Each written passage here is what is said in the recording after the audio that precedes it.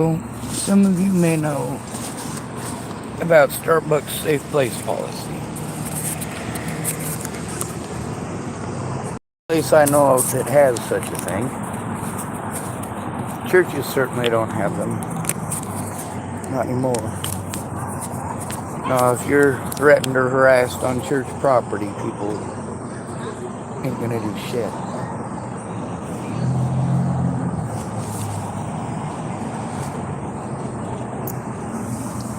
You know, I see the addicts out here. I know what help they You know what help they need. They know what help they need. Everybody knows what help everybody else needs, but everybody's needs are individualistic as each and every one of us.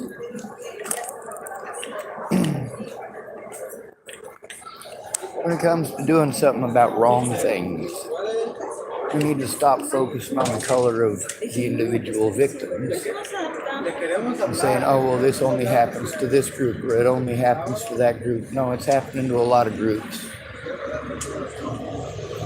It's unfortunate that the safest place that I have from harassment by the police is Starbucks. Now I'm going to tell you about all three of the Starbucks here. This is the new store that they just built. The Starbucks that's up at the Safeway, that's one of the three Starbucks here in Tillamook. And it's a rather comfy place to go. The ladies who work there, it's mostly women, and they're so nice and so kind. Go down and feed homeless people. Isn't that cool? So the employees here aren't just, following the safe place policy here in the Starbucks, but there's also the fact that many of them are active within the community. We've also got the one, of course, at Fred Meyer's. Well, you got to see how at that Fred Meyer's, their Starbucks, they're also very kind. They're courteous, and the safe place policy is, of course, even in that one. I would like a tall cup of coffee and a grande cup. All right. Now, one of the things that is pretty common is folks who work at Starbucks are generally pretty courteous. We just want regular, because we do have also our dark, our blonde, brewed up right now. The blonde is too acidic, but I'll take either one or the other two. All right. I'll always have dark, so I'll let you enjoy that. Yes, sir. Right. Something different from Pike for a change.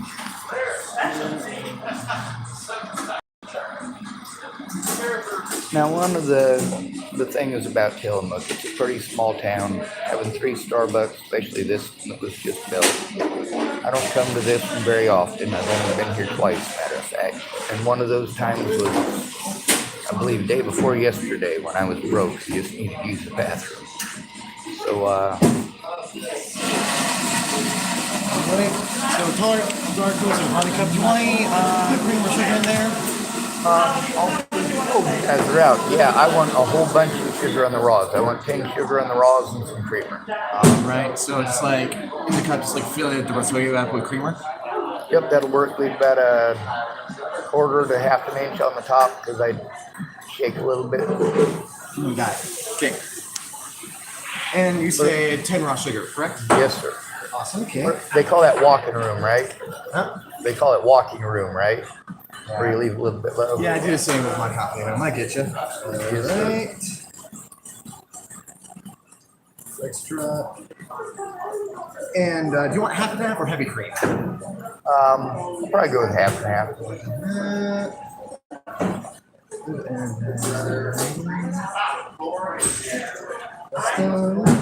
It makes it a little more complicated when you don't have the coffee bar stuff out, I guess. Yeah, it's one of those things where some people for on the go, they ask for a cup of cream and the sugar packets. It's one of those things where it's sanitation type thing nowadays. So yeah, absolutely. Keeps it easy cleaned up. Absolutely.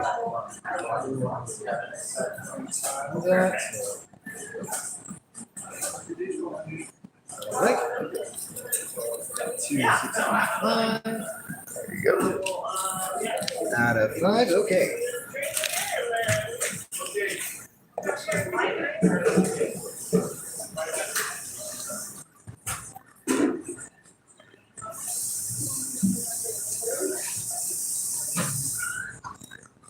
Now, one of the things, the first time we came to this Starbucks, you remember they were only open until 2. I think those were training hours. Thanks, sir. And now they're open until 6. How's it going on that for you? Thanks, sir. So that means they got most of their people trained. They did have a couple of people from other Starbucks that probably likely came in and assisted. They usually do.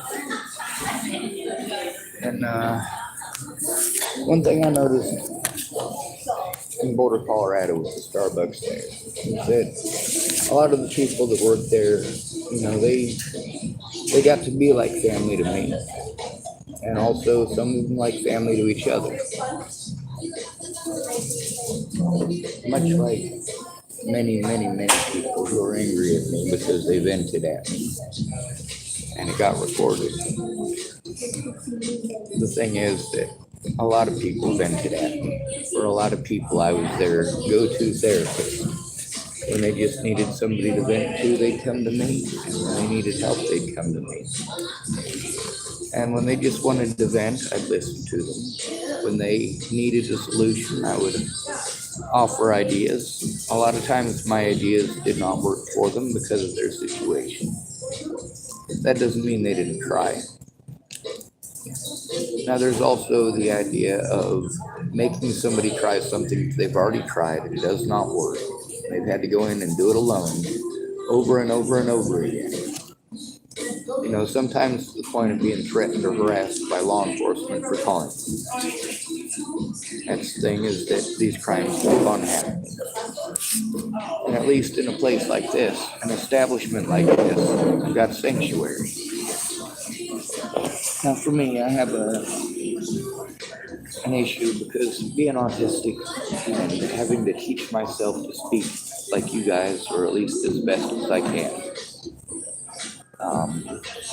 I still have those disabilities, but you don't see them, so they don't exist. You guys know that the 3 main groups of disabled folks that I speak up for are people with cerebral palsy and people with autism and people with Down syndrome. And the reason for this is because of the category that you stick us into. When something happens to us, like we're too dumb to know right from wrong, like we're incapable of knowing right from wrong, like we aren't aware of what a fist feels like when it hits your face. The toughest of those, in my personal opinion, the ones who have it the worst, that would be people with cerebral palsy. They're going to die early. That's a fact. Their bodies basically start eating themselves, their neurological system. And it affects their speech, their ability to walk and talk. It atrophies their muscles. And the more advanced, it doesn't matter how smart they are, the more advanced, the more difficulties they're going to have with movement, the more difficulties they're going to have with speaking. And you know how you treat us. Lucky for me, I don't have cerebral palsy.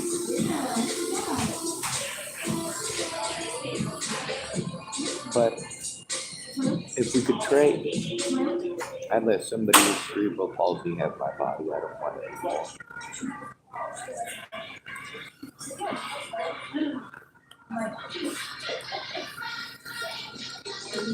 I'm aware that no matter what, people are going to use the autism label in the wrong way.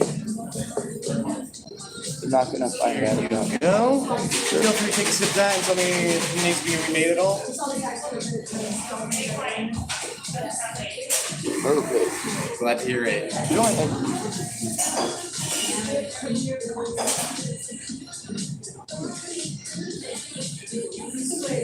All right.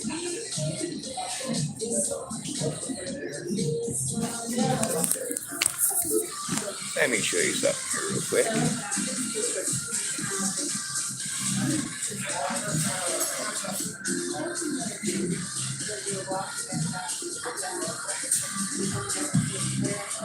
And that's okay.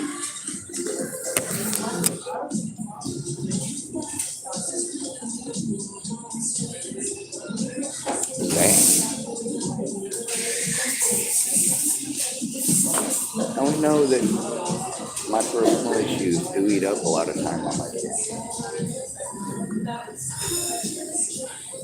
We also know that many of the places that I've been, the only reason that I am still alive is because of the Starbucks, because of their safe place policies. We also get to see across the country some of those Starbucks. Most of the folks are nice, but there's just one or two people that got an issue. They have that bias against homeless people, and they don't want to know you. They're not going to know you. That's against Starbucks policy. And of course, there's also regionally how people are. There's a lot of folks here who stare out the window just like the ones in Chapel, Nebraska. But there's also a lot of nice people here who are genuinely nice.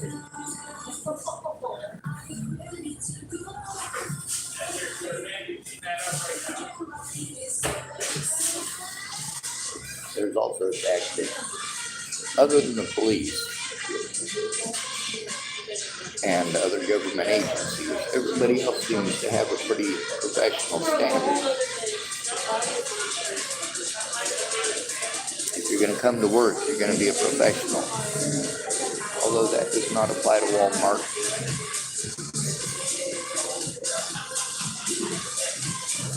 And Walmart still pushes it. Walmart still tries to be as professional and courteous as far as their employees go. Now, is that Walmart's choice? No, it's not. They get to choose who they hire and who they don't. But they don't choose whether or not they got duped in the process.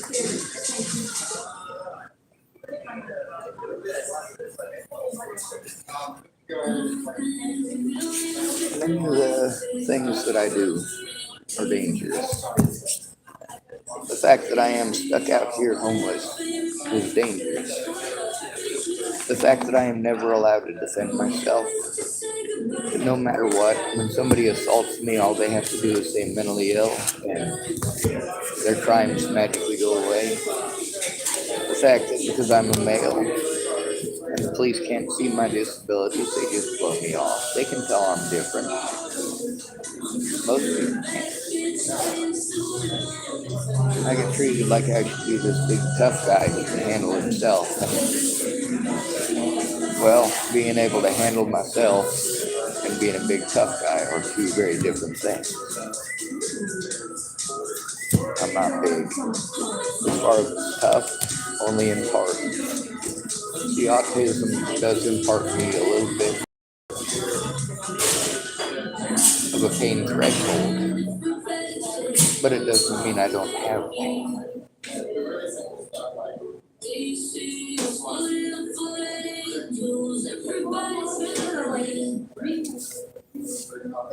As far as my developmental disabilities go,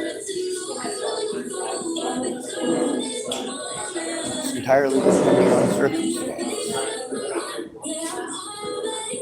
If I'm in a situation where I'm by myself, I know that I'm prone to being victimized, and no, I can't function well in that environment, especially while it's rampant and repeated.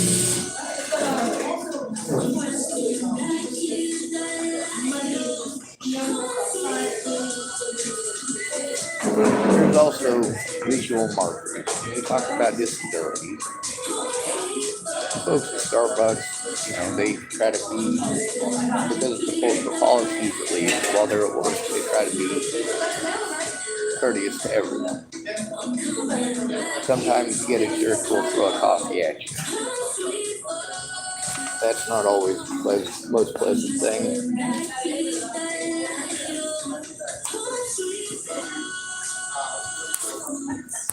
Now let's take a look at the difference between the folks who actually throw things at Starbucks employees.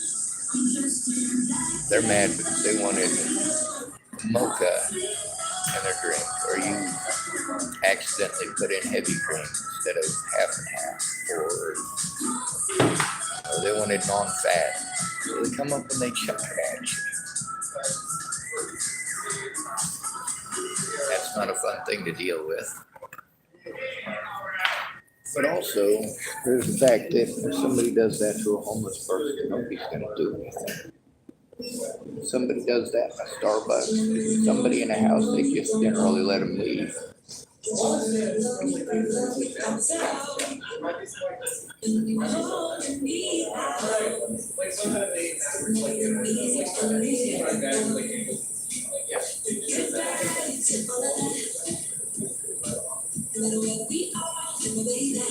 You just don't want those people coming back.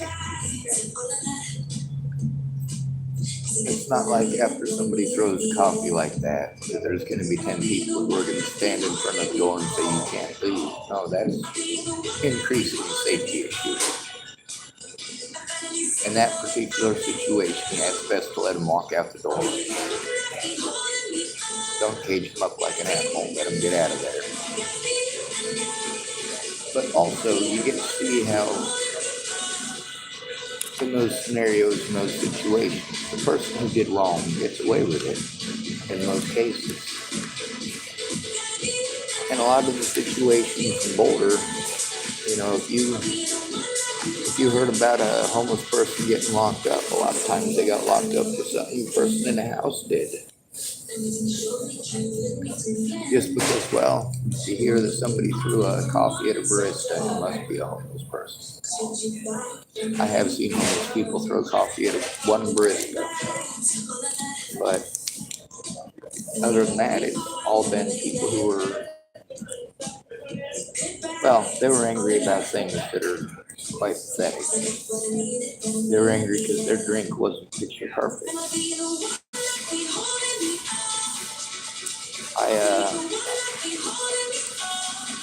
I don't get angry about those kind of things. What I get angry about is the disabled people being victimized. We are number one on the list for being murdered by the police.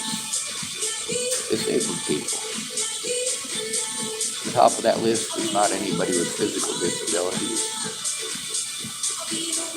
It's autistic people. We're at the very top. We're higher up on the list of deaf kids. Yeah. Y'all remember during the 90s when the police had a rash of shootings where they shot up a bunch of deaf kids?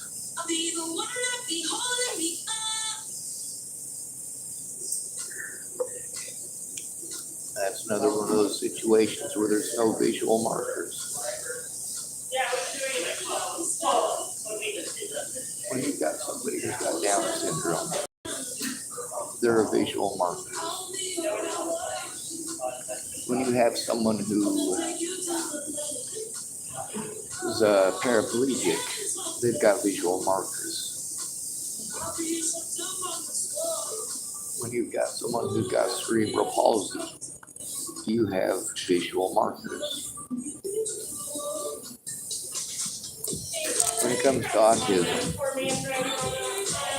there are no visual markers. Any person that you may potentially talk to, encounter, or pass on the street could be autistic and you won't even know it. A lot of us, we don't tell people that we're autistic.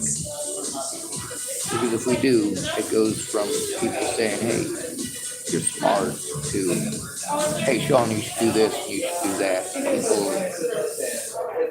no longer count your intelligence toward anything. They assume that you are completely, stupid. You are not aware of your surroundings. You grew up in a bubble. You lived under a rock your whole life.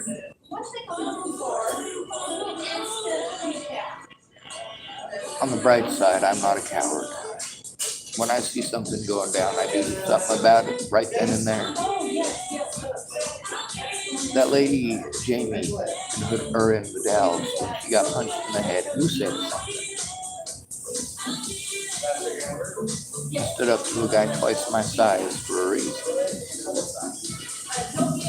And you notice, with all those guys there, many of them said, hey, if I ever see a guy hit a woman, I'm gonna this, I'm gonna that. Did any of them even stand up? No. All sat and watched.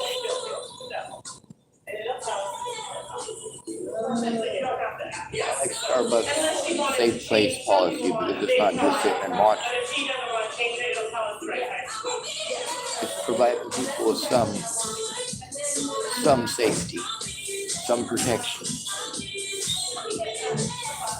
Out here, I don't know if you realize it, but at-risk adults, people like me, we're taken advantage of out here on the streets often because people can get away with it. When you want to talk about how you did it all alone, let me tell you something. We got meth heads out here. They'll be nice enough folks. They want to help you. They don't tell you they're strung out on meth. Then when they come and steal all your stuff with a couple of meth head buddies of theirs, really sets it all up, puts it all in place for you. When I'm sitting in the Starbucks, I can see my vehicle. If somebody tries to get into it within a eyesight. My computer's getting a little slow about load times.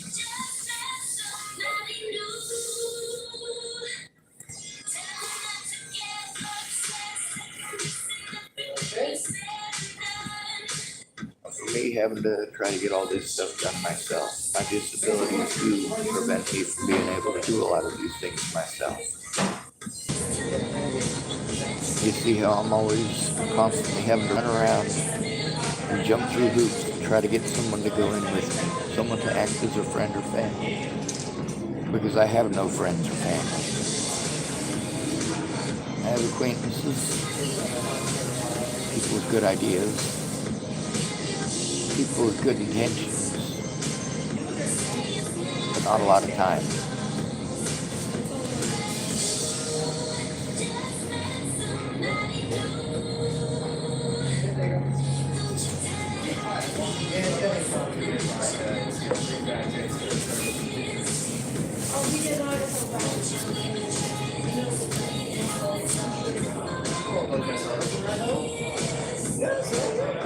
One thing I noticed is that every single person in this country knows that they can take advantage of a disabled adult male and then play victim. Every single person in the country knows that one. When I talk about how we teach men and women differently in this country, and that's where much of our issues come from, we teach them that they're far more different than they actually are. Then there's stuff that's pretty universal. Y'all's hatred of the homeless is pretty universal. Your willingness to stuff us all in the same category is pretty universal. Your unwillingness to bother with finding out if it's true or not is pretty universal. Your willingness to look away because it's not happening to you is pretty universal. And we saw the power of that in Nazi Germany, didn't we? Oh yeah.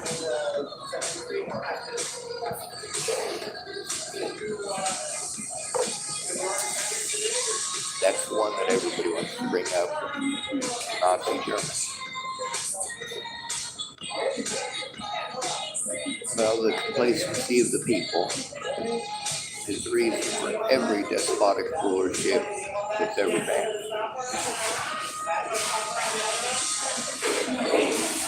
When the people allow it to happen or encourage it, I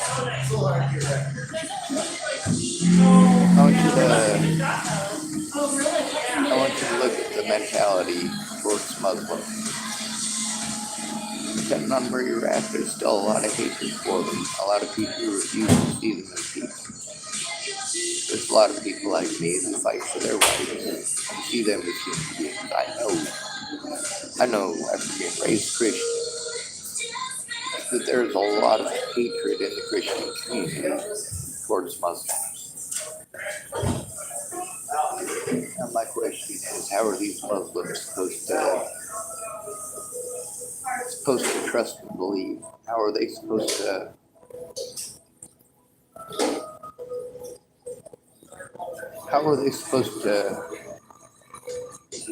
thrive in this country when it's already tough to survive in this country? And then you're cutting them off from resources because of your bias. You're denying people who are eligible because of your bias. You see all these bias, you see them all going around you. You also get to see how me speaking up about, well, Muslims I've encountered in my life, at least prior to Natalie's death, had always been good to me. None of them had ever done any wrong or any harm to me. I'm also aware that the Muslims who did wrong things to me do not represent the entire Muslim population.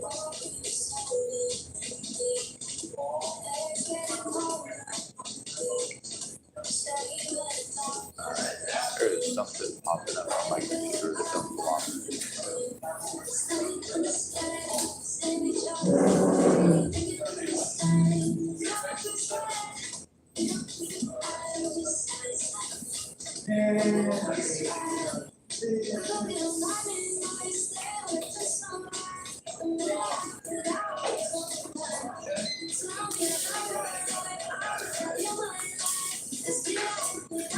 Now, I've been trying to get people to understand that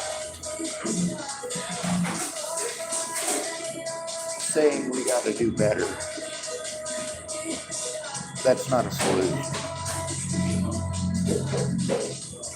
Saying it's wrong to target Muslims is also not a solution. Just saying it don't mean squat. What do you do when it happens? If you see a Muslim being harmed in front of you, are you going to do something about it? If you hear somebody spreading hateful rhetoric about Muslims, are you going to speak up? When there is an individual there, let's say he was a Christian person with a Christian name. We'll take John. If John were in that situation, you'd want to help him, wouldn't you? Because he's a Christian. We got some weird stuff going on here because we've got miseducation coming from people who are all players, and that's the problem with religion. Just like any player, they're going to tell you their stuff is right, the other people are wrong, and don't listen to the other people. There's a lot of Christians who have told me that I'll go to Hades if I read the Quran, that it's a sin. Well, I guess I'm going to Hades because I read the Quran.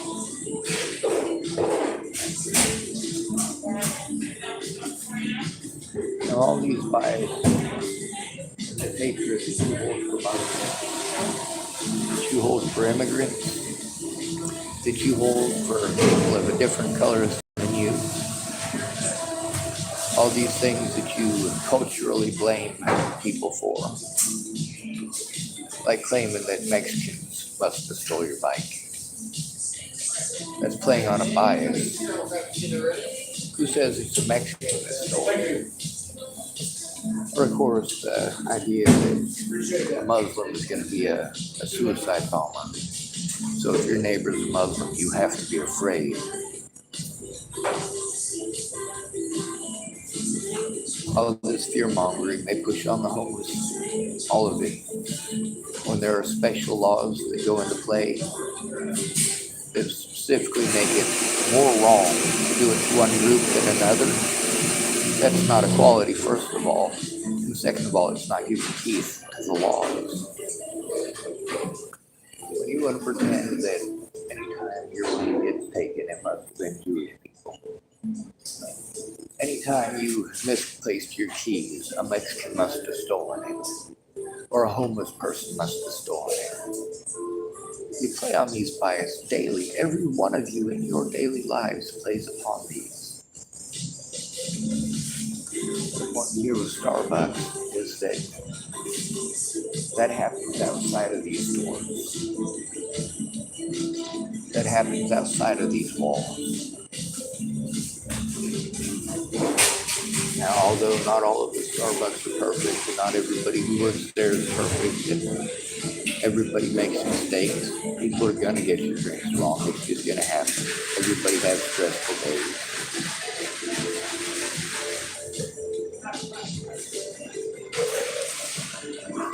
But who do you take it out on? Who do you see as the human being? When it comes to Adolf Hitler, he hated a lot of people. It wasn't just Jewish people. It was also black people and homeless people and the mentally ill. Meanwhile, the majority of his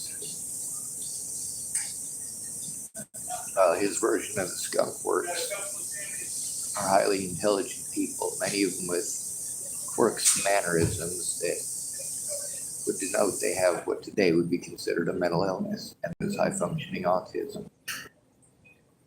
It's not a mental illness. It's not. Autism is a wonderful gift for some of us.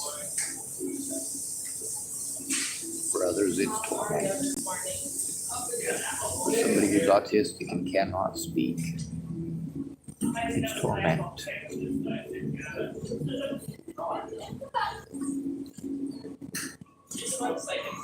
But also, when somebody is autistic and cannot speak, you understand how vulnerable they are. And you're more likely to go with them, to help them with these things.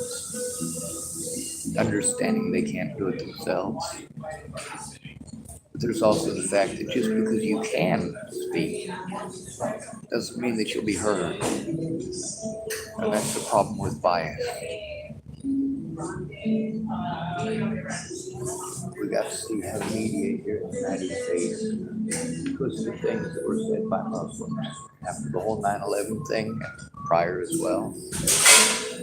The media wanted to twist the words that were said into something completely different. Our own media, propaganda, just like the Nazis. Now, one of the things that we like to pretend that a lot of these things are only specific to the Nazis, or the first time that these things were ever done was with the Nazis. But no, humanity is full of idiots following idiots, going and hurting other people for personal gain, for selfishness,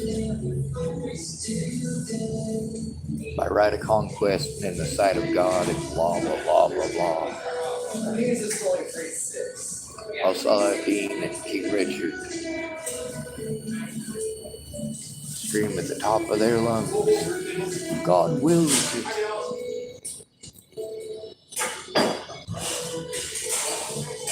I prefer to believe differently. I don't believe God is on both of their sides. I believe they're leading human beings to slaughter, and therefore God is on neither.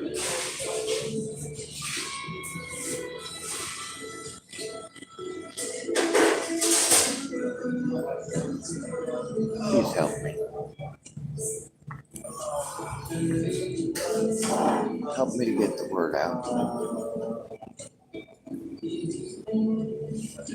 Help people to understand that here in Oregon, Portland in specific, the average wage is $69,800. The average amount that they spend on homeless people for services that don't do anything is $83,300. It's a lot more money.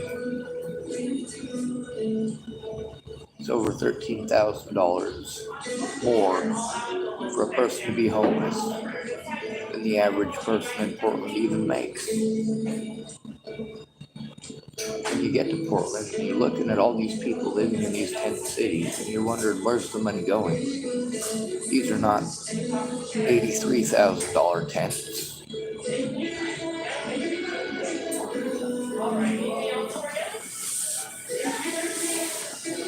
These aren't tents sitting on $83,000 worth of property that they can put their stuff on. Now this is public sidewalks. This is torn down ragtag tents that get torn down often. We get to see the homeless suites in Boulder and Denver. And one thing that you guys never pay attention to is the body count. Because there, of course, aren't very many 24-hour Starbucks that you can go and sit in. Starbucks is safer than a homeless shelter. Every Starbucks in America is safer than a homeless shelter. And that's sad to say. Every Starbucks in America is safer than a halfway house.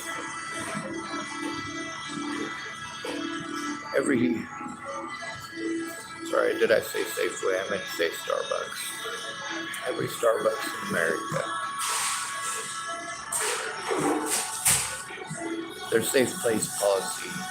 A lot of folks believe that it's good for the LGBT community, but it's not. If you're in fear, you can always go into a Starbucks. If you're in fear for your life, you can tell the Starbucks employees. And from what I was being told at the last store, a Starbucks employee, they're actually taught what to do in an emergency situation like that simply because of their safe place policy. Now with you guys getting all this propaganda, BS thrown at you all the time, the idea that you think we've got unlimited funds to keep on driving around from place to place where it's illegal for us to park it. You tell us to go to places that don't actually help us. You're not going with us, so you just treat us like we're liars when we get shut down. We explain to you, hey, we got to go in by ourselves. It's different. Some of you never spend a day homeless. You're able to live with your parents while you got your disability something, or you were living with your wife while your leg repaired. For us, it's not like that. For us, we're stuck where we're at. When I hurt my back, that made it so I couldn't do a lot of things. I've saved a lot of lives through Starbucks. I don't mean some corporate Starbucks program. I mean the fact that Starbucks provided me with a safe place made it so that many of my resources that would have otherwise been eaten up by police, bored police. Those police didn't get to target me because I was in Starbucks. Whereas if I'd have been out on the streets, I'd have been there, get the homeless sweeps from there. They come through and want to check everybody's ID. No reason. But if you don't follow, they tell you to do. They tase you, or they beat you up.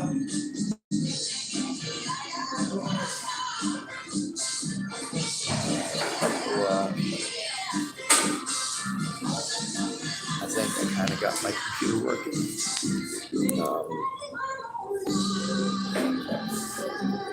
I'm going to go ahead and shut down the video here, and I just want to impress upon you that so far, the 3 Starbucks that I've been to, not one of the people who has worked there has ever been rude or inconsiderate to me.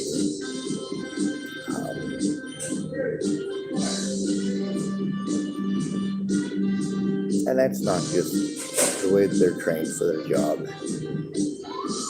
A lot of them, if they see me walking down the street, they recognize me and they say something to me.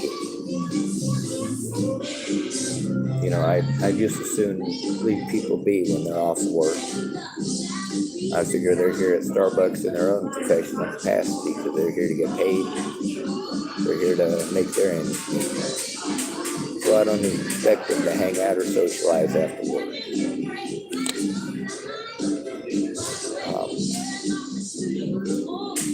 Yeah, that's about it.